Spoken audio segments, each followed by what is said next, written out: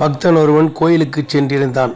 கோயிலில் பூஜை செய்வதற்காக தேங்காய், பழம், கற்பூரம் ஆகியவைகளை எடுத்து சென்றிருந்தான். அப்பொழுது தேங்காய் கூறியது, நான் தான் உறுதியானவன், வலிமையானவன், பூஜைக்கு ஏற்றவன் என்று. வாழைப்பழம், இல்லை இல்லை, நான் தான் அந்த தகுதிகளுக்கு உரியவன், அழகானவன், சுவையானவன் என்று கூறியது. கற்பூரமோ எதுவும் பேசாமல் அமைதியாக மௌனம் காத்தது. பூஜையின் முடிவில் தேங்காய் உடைக்கப்பட்டது. வாழைப்பழம் உண்ணுவதற்காக உரிக்கப்பட்டு தோள்களை வீசி எறிந்தனர். கற்பூரம் எரிந்து ஒன்றுமில்லாமல் காணாமல் போனது. ஆகவே பக்தர்களாகிய நாம் தேங்காய் போல் கர்வத்துடன் இருந்தால் நிச்சயம் ஒரு நாள் உடைக்கப்படுவோம்.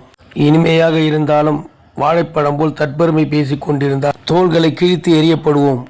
ஆனால் கற்பூரம் போல் அமைதியாக மௌனமாக இருந்துவிட்டால் இருக்கும் வரை ஒளி வீசி இறுதியில் மீதமின்றி இறைவனோடு இரண்டர கலந்து விடுவோம். ஓம் நம சிவாய.